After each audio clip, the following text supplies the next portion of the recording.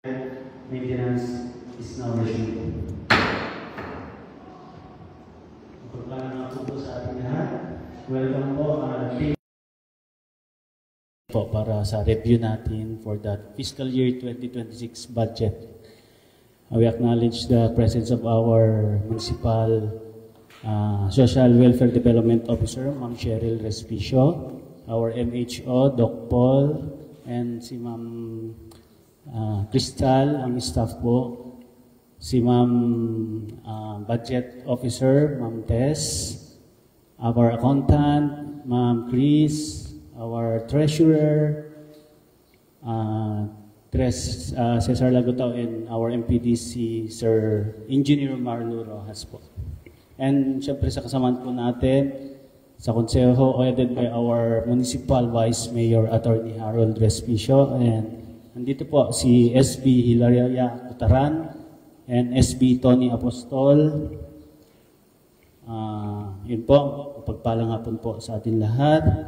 Unahin po natin ang Office of the Municipal Social Welfare and Development Office, which the mandate of this office is to alleviate poverty and empower the poor, the vulnerable and disadvantaged individuals, families, and communities for improved quality life.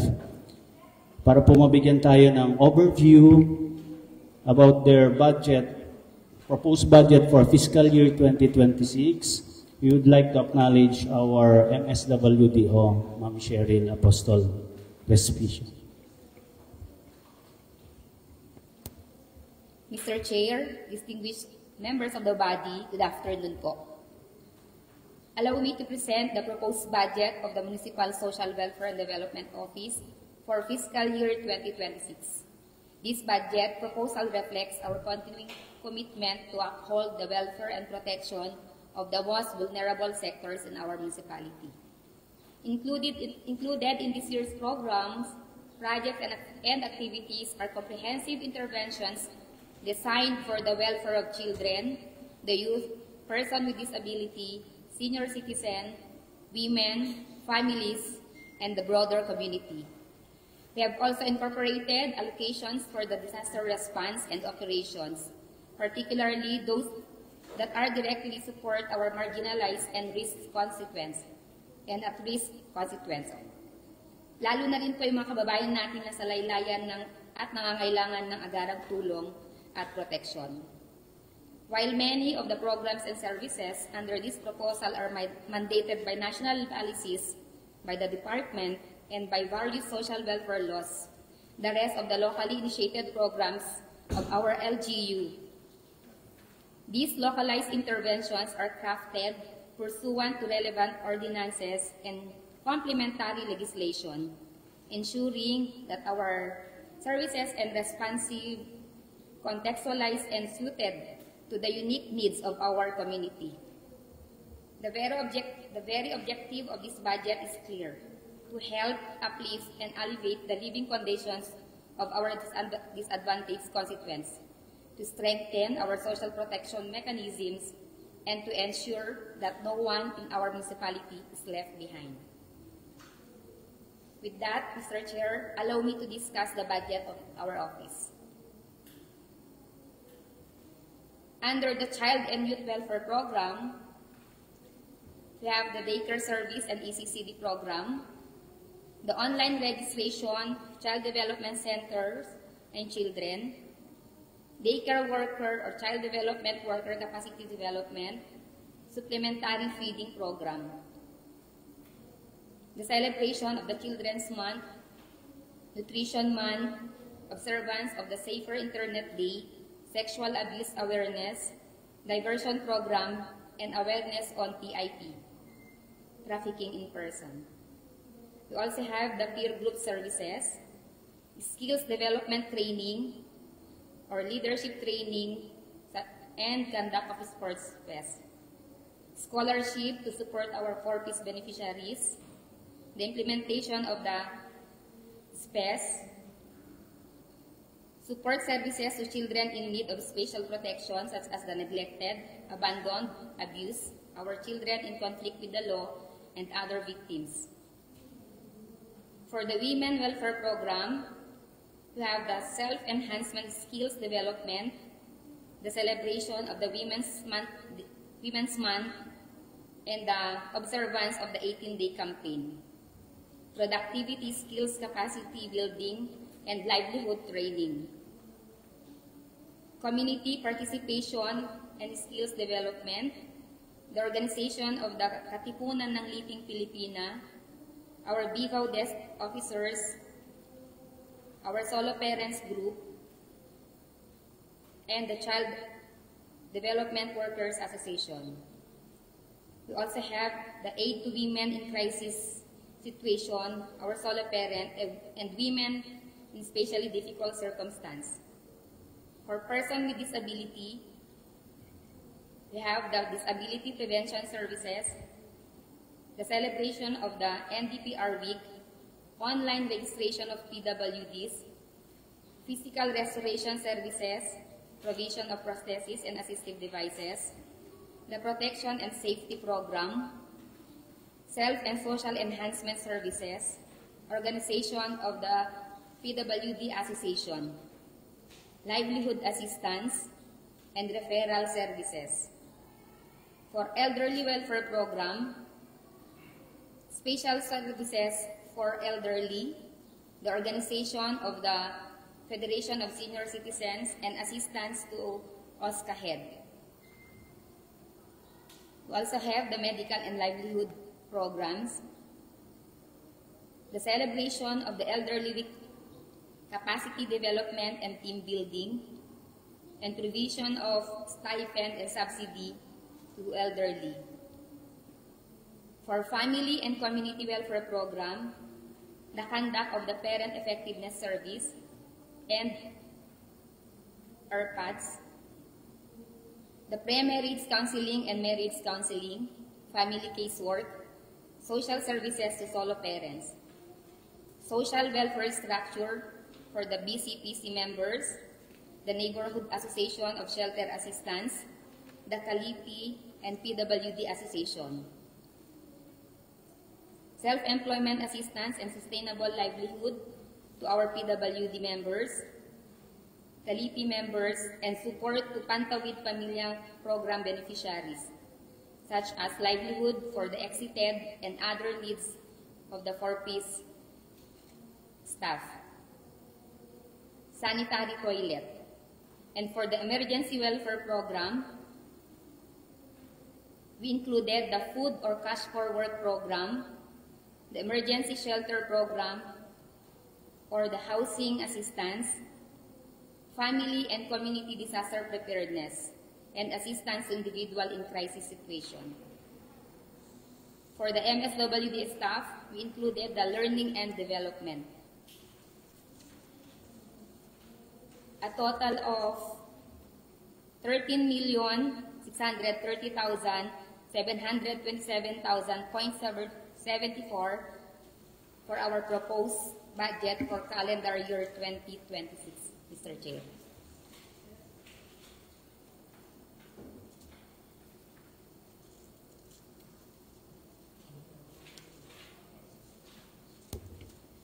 Thank you, Ma'am Cheryl Apostol Respicio po. Ma'am Cheryl, mano manigi total? 13,630,000. 727.74 po. Thank you po. This is for the major final output po, ano ma'am? Yes, Sa Mr. PPAs Chair. po natin.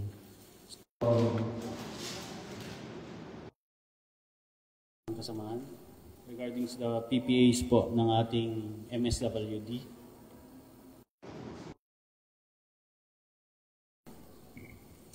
Honorable Salvador Apostol III po, you are recognized. Thank you so much, Mr. Chair. Good afternoon, Madam Respicio. Good afternoon, sir. Habang tinitingnan po natin yung budget proposal ng Office ng MSWDO, one significant item na nakikita po natin dito is the allocation for the donation or assistance for individuals in crisis situation, which is amounting to 2.5. 2.5 million pesos. As compared to the allocation from last year, from this year, 2025, current year po, ang ating pong allocation for this year is 1.5 million. Tama po ako? For this year, ang allocation po natin for the AICS, Assistance to Individuals in Crisis Situations, is 1.5. And we are proposing that for next year, it will be 2,500,000 pesos. Tanong ko lang, Ma'am Cheryl, dito po sa 1,500,000 natin na kasalukuyang budget for AICS, sapat po ba yung 1,500,000 for this year? Do we still have enough funds para mabigyan po yung mga pangangailangan ng mga individuals in crisis situation until the end of this year? Maliban po sa allocated budget for MSWD, meron po tayong other sources po na pwedeng panggalingan ng ating financial assistance. Yan po, ibig sabihin po ba niyan, ma'am, exhausted na po si 1.5 million? Yes. Okay, sige po. So, na-exhaust na po si 1.5 million and mayroon pang ibang mga pwedeng pagkuhanan ng assistance like the mayor's office. Tama po. So, how do we justify po yung 2,500,000 pesos na budget proposal for next year intended for AICS? Nag-base po kami sa aming serve ng calendar year 2023, 2024, and dahil ang trend po ay dumadami po ang ating nangangailangan, that's why we propose po ng higher budget po for calendar year 2026. For this year, Ma'am Cheryl, for this year po, alimbawa, gusto ko lang, interesado lang po akong malaman sa 1,500,000 pesos for AICS. Meron po ba kayong statistics bilang as to how many unique individuals were able to avail of the AICS? We have more than 300 clients with chronic illnesses which we provide quarterly assistance. Maliban pa po din sa nakukuha nilang assistance from the Rural Health Unit po. Okay. Yung dito lang po sa budget natin na AICS po, na sa opisina, if we have like around 300, more or less 300 unique individuals na nakapag-avail na ng AICS, on average po, magkano yung natatanggap ng bawat isang individual? 1,500 to 3,000 po. From 1,500 to 3,000 pesos. So, if we try to compute po halimbawa, an average of 2,000 or 2,500 na assistance na ibigay sa around 300 people, 300 individuals, nakakover po ba yung 1,500,000? Yes.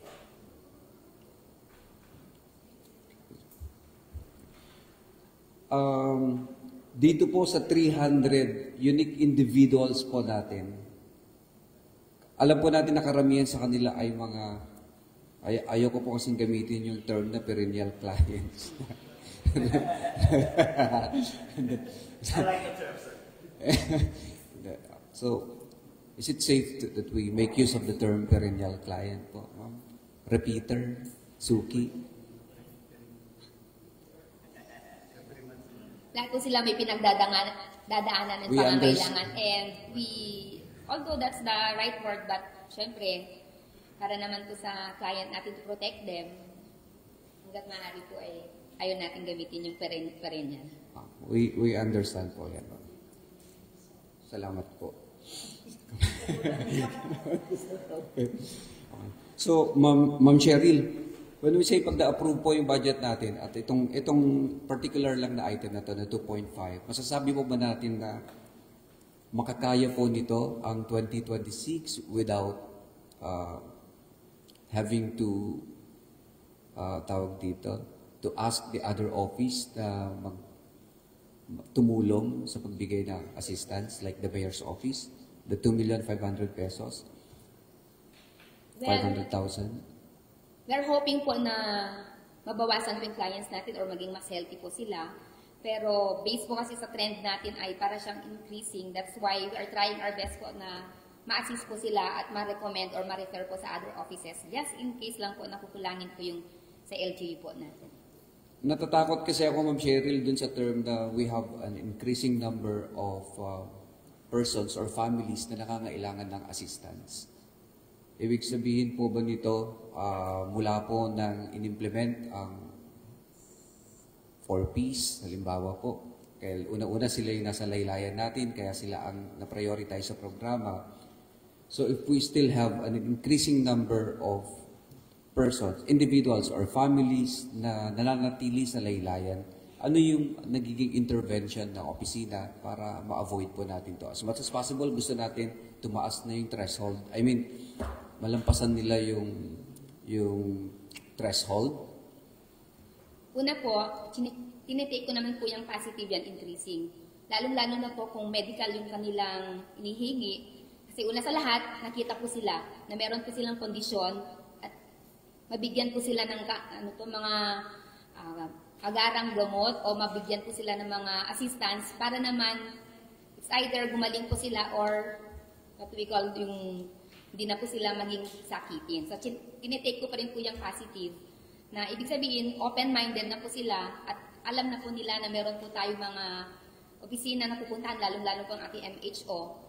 Kung dati po ay hindi sila nagpapacheck up, ngayon ay open na po sila. So, yun po ang isa pong interpretation ko dyan na natuwa ako na nakita na po sila upang mabigyan po sila ng assistance. Pangalawa, pagdating naman po sa threshold na tinutukoy natin, limited po ang resources natin at yung sources of income ng ating kababayan dito sa bayan ng Reyna Mercedes. Kasi karamihan po ay seasonal. Hindi naman po lahat ay gainfully employed. At empowered ang isang tao pagka lumalapit siya at nasasabi po niya kung anong pangangailangan niya. So, tinitake ko po yun as positive on my part po. Okay po. You have And it will be our basis po dun sa aming pag-innovate o pag-check ng mga programs and projects later on, especially sa council, para matugunan po namin yun. Like for example po, sa ating increasing number ng OSY, that's why naka-develop po tayo ng project SICAP po, yung samang-samang ibalik ang kabataan sa paaralan. And meron din po ang ating ang MHO, meron din po silang ginagawa upang yung mga lumapit po sa amin, pero makikita po nila, i-include po nila din sa mga bagong programs po nila or yung mga innovative projects po ngayon ng MHO.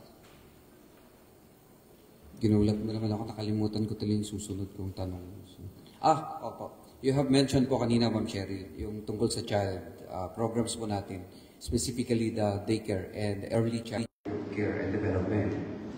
Alam po, ng ating mga child development workers at yung patuloy po natin pag-equip ng ating mga centers para po masabing pasok sa standards ng ECCD. And just recently po, nakapagpasa ang Sangguniang Bayan ng resolution requesting the release of 1 million pesos mula po sa ECCD para po sa pagpapaganda, pag-equip ng 10 ECCD center natin dito sa Reyna Mercedes. Gusto ko lang po magtanong ng update. Kumusta na po yun? Natapos na po ba yung project? Bago po sagutin yan, nais ko din pong ipaalam na we are happy po at isa po sa milestone ng ating child development, implementation ng ating Child and Youth Welfare Program, 100% na po kasing accredited ang ating mga Child Development Center. So, yun po ay dahil sa mga assistance at sa mga priority po ng barangay na pinunduhan ang mga pangangailangan nila doon. Actually, we have 15 new Child Development Center po na naitayo na siya din pong dumaan sa accreditation or assessment po ng ECCD. Doon po sa update po ninyo, submitted na po yung papeles po natin and waiting na lang po kami sa feedback from the ECCD Council po. Yes po. And thank you po for supporting our office po when it comes dun po sa pagpapalabas ninyo ng papeles. You're welcome, Ma'am Cheryl. One last, Mr. Chair. Dito po sa under the elderly welfare programs po natin, nakalagay po dito na meron po tayong program sa pagbibigay ng subsidy or stipend para po sa mga senior citizens. Sino po yung mga tinatarget natin na senior citizen? At ito po ay maliban po dun sa nakasaad sa Senior Citizens Act, which is 1,000 for all indigent senior citizens. Sino po ang nabibigyan po ng subsidy dito na nakapaloob sa program? We have special cases po sa mga, meron po tayong binibigyan ng subsidy, yung mga special cases po natin ng mga living alone, senior citizen. Meron din po tayong target yung mga hindi po na-cover ng social pension po. We work out na po yung data po natin. Yung living alone po ba ninyo ay kailangan, what do you call this one, indigent din po or regardless sa status? Regardless sa status, kasi maliban po sa financial assistance, ay marami pa pong kailangan. Emotional assistance or emotional, pwede rin pong ibigay natin sa mga living alone. Natuwa yung kasama ko. Living Pero alone hindi ka na. living alone, honorable, honorable Kutaran, di mo ba? Okay. Sige po. Mr. Chair, yan lang po muna. I will go over the budget pa po. Thank you, Honorable Salvador Apostol III. And Vice, you are recognized po, Attorney Harold Respicio. Nice to see you again, Madam Cheryl. Maraming salamat po sa pag-presenta ulit ng inyong budget. At ako po'y natutuwa na lahat ng areas ng pangailangan ng ating mga kababayan ay nako-cover. Ngayon po, meron po bang, alam ko po na hindi unlimited ang ating resources at although lahat po ng areas ng pangailangan ng ating mga kababayan ay merong mga nakalaan na budget, baka pwede pa rin tayong mabitin, hindi po ba? So, ano po yung ina-anticipate nyo yung mga areas in which pwede tayong mabitin para lang mabigyan na ng advance notice ang ating mga kababayan na hindi nila pwedeng i-expect na totally available yung services hanggang the end of 2026? Pagdating po sa Child and Youth Welfare Program po natin, actually ongoing po ang profiling natin sa out-of-school youth natin. Magbe-base po kasi kami doon kung anong assistance ang ibibigay natin. So kung ano man ang maging result nun, yun po yung for implementation for 2026. So yun po yung isang possible na baka mabitin po tayo later on. Kasi hindi po natin alam kung ano po yung actual profile po ng ating mga out-of-school youth at kung ano yung intervention na dapat po ibigay natin. So isa po yun, sir. Alright, kunin natin yung experience natin ngayong 2025. Alam naman po natin na lahat ng mga kababayan natin mahilig talagang humingi ng tulong. Ano po yung mga bagay-bagay na natanggihan natin na tulong na hindi natin naibigay sa kanila? Sa office po natin ay wala po kami tinanggihan. Lahat po ng pumapasok sa office, kung di man po financial na ibigay natin ay at least nakapagbigay po tayo ng gabay kung paano po ang kanilang gagawin. So wala pong natanggihan sa office po natin. Lahat po ay serve po. Halimbawa po sa financial, ang pagtanggi po na tinutukoy ko ay kapag humihingi halimbawa sila ng scholarship or financial assistance sa medical or financial assistance sa kahit na anong bagay, meron bang hindi nabigyan ng salapi? Wala po. Lahat po ay serve po. O lahat ay serve? Yes po. Alright. Makakaasa po ba kami na next year na lahat ng ating mga kababayan na may kailangan na financial assistance, kapag lumapit sila dito sa ating munisipyo ay mabibigyan ng financial assistance? Yes po. And actually, that's why we have, we collaborate with other agencies po para kung ano man po yung hindi natin kaya or limited ang ating provide na assistance ay may iba pong sasalo or sasagot po doon. Kaya yun po yung ating workout, pinapalakas po natin yung ating network para mabigyan po lahat. Alright, madam. It sounds like sinasabi mo na meron tayong hindi nabigyan dito pero i-direct mo sila, ipopoint mo sila sa tamang lugar kung saan sila makakahingi. Tama po ba? Yes po. Alright, i-discuss mo na lang po yan. Sabihin mo na lang po yung mga bagay-bagay na usually na i-refer mo sa ibang lugar na hindi natin nabibigyan from a municipal level. For example po ay meron po tayong timeline sa ating pag-provide po ng financial assistance na every 3 months po yan. At kung sakaling nagka-emergency po siya ulit at wala pang 3 months, although we provide minimal na assistance pa din po, we recommend po sila sa ibang offices po. Pagdating naman po sa pangangailangan ng ating mga estudyante, meron din naman pong binibigay na assistance from other agency and yung sa atin po, although limited lang, kailang we are still happy po na manote po ninyo na meron po tayong 2 nakatapos na po sa ating scholars po natin, na beneficiaries po natin. At yung iba po ay pag-graduate na rin po sila. Plus meron na rin po kaming waitlisted, just in case po matapos po yun, may pre-assess na po kami na maaring sila po ulit ang makasama po doon. So sana po maintindihan po nila na limited po yung resources natin, pero we will try our best po to communicate with our partners po para mabigyan din po sila ng assistance. So, So ang pangako niyo po sa kanila, for example, merong lumapit sa ating opisina, maraming lumalapit sa ating mga counselors dito ng scholarship. So sasabihin nila, pumunta kayo sa social services. Ano po yung usually na sagot ninyo? Yes or no?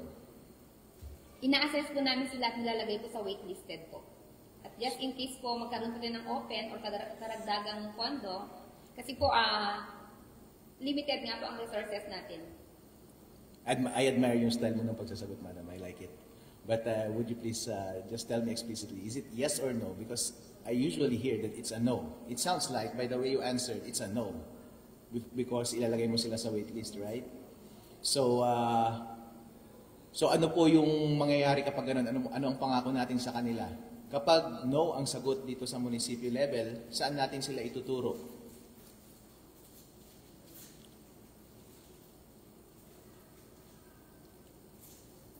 Hindi po natin kailangang tulungan ang lahat ng tao. Lahat ng tao po may pangangailangan. And we prioritize po. Doon po sa mga na-assess namin, so meron din po kami mga top priority na siya pong tinatry po namin i-refer po sa iba. Alright. Okay, sige po. Ganito po. Iset ko lang po yung framework na nasa isip ko ngayon kung paano natin i-judge kung maganda yung performance ng ating munisipyo for 2026 o hindi. Para sa akin, ang metric na pinakamahalaga sa akin ay kapag yung mga tao na makakausap natin o yung mga kababayan natin ay walang reklamo pagdating sa serbisyo natin. Halimbawa po, pangalawang araw na po natin ito ng budget hearing at sa totoo lamang po, pag titignan natin sa papel, maganda po talaga tignan. Dahil sa lahat ng area ay na-anticipate natin at ina-address natin at merong mga nakalaan na budget. It's all well and good.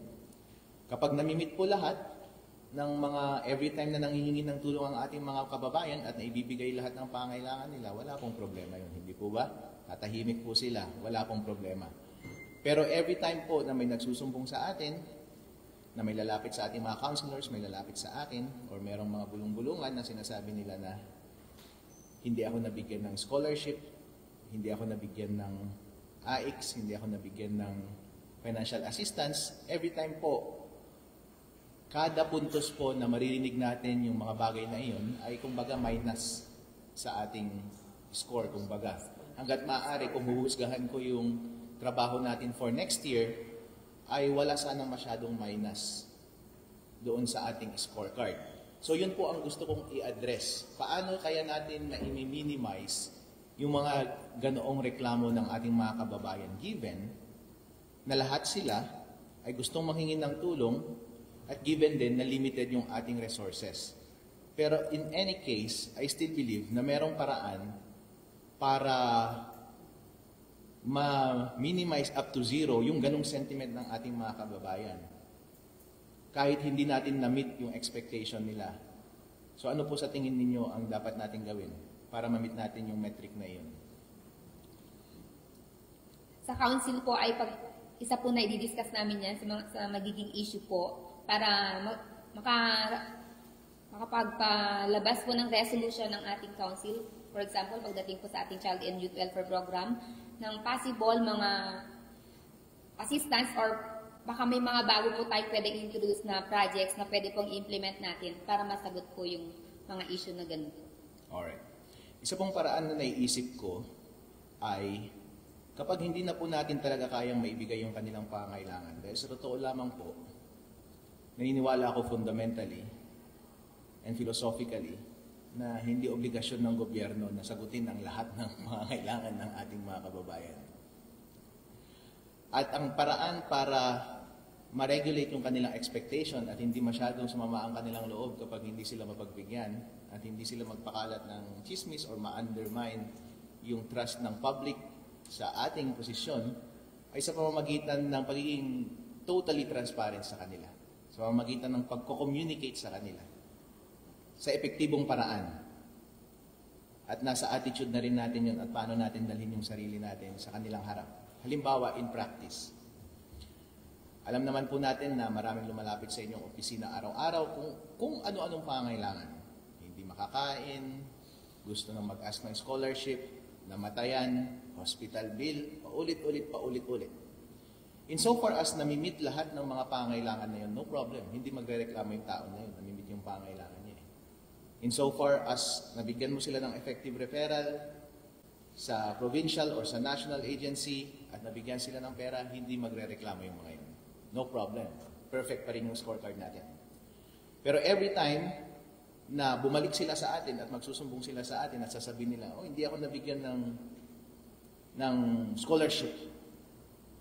Hindi ako nabigyan ng financial assistance dahil dito. Masama ang loob nun. Pero naniniwala ako na merong paraan from us na public servants para maiwasan nilang makapag-isip ng mga ganong bagay o makaramdam ng ganong bagay. Kasi ang gagawin ng mga yan, kung minsan lalo na kung malisyoso yung tao, ichichismis tayo. O saan na napunta yung pera? Gaganon sila. Magkakalat sila ng hindi magandang usap-usapan about sa management ng pera natin. Naniniwala ako na ang isang paraan para hindi mangyari yung ganong bagay ay ang ating pagpapaliwanag sa kanila ng epektibo kung saan talaga napunta yung pera. Halimbawa, kapag tinanggihan ko sila ng scholarship, ang obligasyon ko dapat sa kanila ay ipaliwanag sa kanila ang lahat ng scholarship program ng ating bayan. Sasabihin ko sa kanila, ito po lahat ng scholarship program ng ating bayan. Ito rin po yung scholarship program ng ating probinsya at ng mga national agencies. Insofar as you are qualified po, i-refer po kita. Qualified po kita, ikaw dahil sa ganitong mga rason. Disqualified ka po dahil sa mga ganitong rason. Or hindi ka na po qualified dito sa municipal level na programa natin dahil ubus na po. Pwede mo pong sabihin sa kanila yun. And ito po yung mga napaglaanan natin ng tao. Kasi ang natural question kapag sinabi mong ubus na po, kanino mo binigay yan? Baka kinupit nyo lang yung pera yan. Yun ang mga natural na question. So, pwede mong ipakita sa kanila kung sino yung mga nakapag-benefit at pwede nating ipakita sa kanila kung ma-verify, magkaroon tayo ng sample sa mga nag-benefit at ma-verify natin sa kanila kung totoong na-receive nila at na-exhaust na lahat ng mga scholarship programs in their favor. Isa po yung paraan on a per-client basis. Ang isa pang paraan na nakikita ko is magkakaroon tayo ng reporting dito sa council tulad ng mga mechanisms na meron sa ating constitution. Halimbawa, merong executive reporting sa Congress na tinatawag. Kaya merong State of the Nation address din. At pwede rin iimbitahan ng Congress yung mga heads ng departments para mag-report sila hindi lang during budget, hindi lang during inquiries, pero para mag-report sila ng kanilang performance mismo. Halimbawa, Sir Tony, pwede natin magawa dito sa ating body, sa council, Sir Mr. Adun, na every time na meron ng magre-reklamo na kababayan natin, halimbawa, hindi nabigyan ng financial assistance, tapos sasabihin nila na wala ng pera, pwede tayong manghingin ng report or tawagin na natin ulit sila dito para sa isang fresh inquiry about sa status ng program na yon. Halimbawa, ang gagawin natin dun sa inquiry proceedings natin ay, alright, meron pong nanghingi ng financial assistance, sinabi na po natin, ang sagot po ninyo ay wala ng financial assistance. Curious po kami kung ano na ang status ng lahat ng financial assistance programs natin. So, i-enumerate nyo po lahat ng financial assistance programs natin at sasabihin nyo po yung status at ipapakita nyo po sa amin na na-exhaust na talaga yung pera at hindi na talaga niya kayang mag-accommodate ng bago pang mga kababayan natin. Isa po yung paraan para ma-placate po, ma-appease po yung damdamin natin bilang members ng council at damdamin din ng taong bayan na oo nga, tapos na nga, nagawa na nila lahat ng mga kaya nila, tanggap ko na, naubos na yung pera at wala nang natitirang pera para sa akin. So yun po ang naiisip ko, madam, na isang paraan dahil from my position ay hindi talaga natin maiiwasan makareceive talaga ng mga reports. And lahat ng mga reports na ito is hindi masarap pakinggan. And bilang isang manager, I think sila yung directly na nagsasalita kung maganda talaga ang performance natin o hindi. Kaya gusto ko talaga silang i-address for next year. So every time na merong mga question na lumalabas na ganun, doubts, kailangan talaga nating i-address in one form or another na maging transparent tayo sa kanila. So, yun po ang naisip ko. Since yung mga gastusin naman natin dito is nakabudget siya, pwedeng quarterly, pwedeng magkaroon tayo ng quarterly inquiry tungkol dyan sa mga bagay na yun. Again, inuulit ko po, ang lahat po na nakalista sa inyong budgets, so far sa lahat ng hearing natin since kahapon, wala pong problema. Maganda po talaga siyang basahin at maganda siyang tignan dahil lahat ng pangailangan natin ay na-anticipate at gusto nating i-address. Ang nakikita ko lang na problema next year pagdating na ng implementation is yung same problems natin na na-encounter this year na merong mga lumalapit na dissatisfied na mga kababayan natin. And I want na each one ng mga concern nila ay ma-address talaga natin with an adequate explanation. In the form of explanation from your department, direkta sa kanila, or explanation na magre-report kayo dito sa ating council or through our committee hearings ng totoong status ng lahat ng programa natin and sufficiently i-demonstrate natin why hindi na natin kayang i-meet yung mga dissatisfied na mga constituents natin. I think that's the best way na ma-approach itong mga bagay-bagay na to.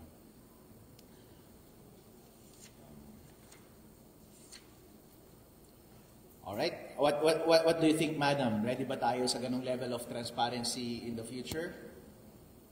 Yes po. Alright, great. Klaruhin ko lang, Madam, itong sa may bandang AIX, kasi po, merong program din na AIX, yung Department of Social Welfare na national. Meron ding support sa solo parents for peace. Separate po ba ito sa mga programang iyon?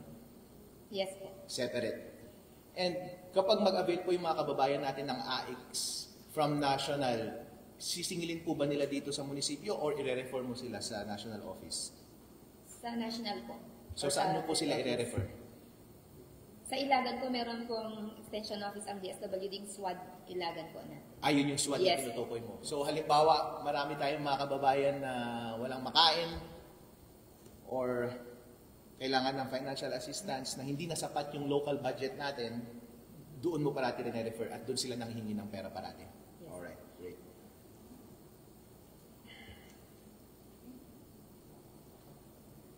Pati po ba yung mga pension ng mga senior citizen natin, sila rin ang nagdi-disperse o tayo ang nagdi-disperse? For this year po ay naka-fund transfer po tayo. Kaya LGU po ang nag-payout ngayon. Alright.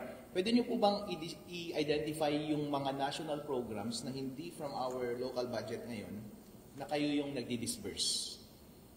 Una po yung ating social pension program na downloaded po sa LGU. At pangalawa po yung sa supplementary feeding program po. Downloaded din po sa atin. Dalawa lang. Yes po. Pero yung the rest ng programs na financial ng ating national government, hindi dumadaan sa atin. Hindi. Kailangan mong i-refer sila sa Yes. other offices at doon sila maningil. Yes po. How about yung mga tupad, Madam? Pasensya na po, I cannot answer for that program. I am not the focal person. Hindi po kayo. Yes po. Sa Dole po. Anong department po dito yung nagpapatupad nun? Hindi rin tayo ang nagbibigay ng tupad. Meron din tayong office. Makakausap din natin sila mamaya. Alright. Okay, sige. Good luck po, Madam. I wish you the best. I think yung opisina mo talaga ang pinaka-busy sa ating lahat dito dahil ang ating mga kababayan ay mahilig humingi ng pera. As a matter of policy talaga, personally, hindi ako masyadong approve sa panghingi ng pera at pamimigay ng pera. Alright? Pero in any case, kung meron naman tayong available na pera, try natin silang i-meet. At kung pasok naman sila sa ating programa, try natin sila i-meet. At sa mga pagkakataon na kailangan natin silang tanggihan, sana masatisfy natin sila sa ating explanation na wala talagang pera at nagawa na natin ang lahat at nailaan na natin ang lahat ng mga salapi sa ibang bagay at sa ibang mga beneficiaries. Yes po. Gusto ko lang din po linawin na yung binibigay po nating assistance ay yan po yung sa presenting problem po ng client natin. Nagdidig deeper pa rin naman po kami sa underlying problem po nila. That's why po yung ating mga social workers, kasama po natin sila sa pag-handle ng case management po. Kasi check po natin bakit po kaya. So, presenting problem lang po nila yon. Pero we dig deeper po kung ano yung sitwasyon ng mga kliyente po natin. Alright. Meron po ba tayong detalye ng mga lumalapit na lahat ng kliyente sa atin tapos nakatag ba kung nabigyan sila or na-refer sila or na-deny sila and kung ano yung mga reason ng lahat? May ganun po ba tayong... Meron po tayong data sa office. Plus, pagka-deny din po sila sa referral, tinatawag din po ulit sa opisina natin for our information po. I think yun yung pinakamagandang report na pwede nating makita quarterly or periodically.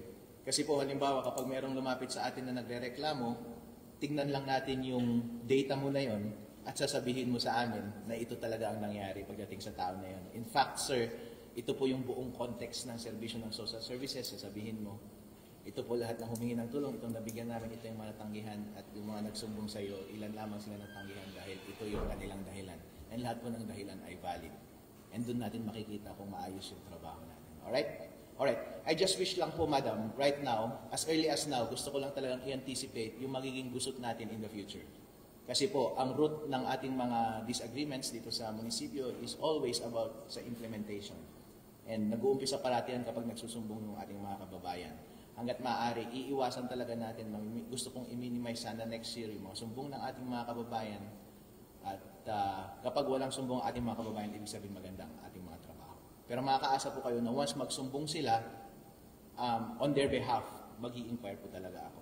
And ngayon, binibigyan na kita ng sufficient advice na ihanda mo na lang yung sarili mo sa mga ganong mga pangyayari. And I hopefully na kapag hindi natin na-please lahat ng tao, meron tayong reasonable na explanation kung bakit ganun ang nangyari. And pagdating sa huli naman, hindi naman kailangan na merong tao parati na may kasalanan. Kapag merong explanation sa lahat, wala pong may kasalanan. Okay? Usually, ang may kasalanan yan yung mga masyadong nag-e-expect din.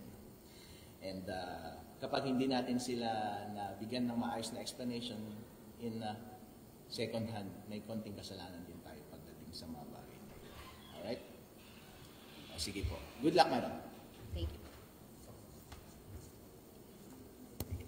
Thank you, Vice Mayor Attorney Harold Respicio, and to our Municipal Social Welfare and Development Officer. Thank you po sa pagbigay ng time para po sa ating budget review for 2026.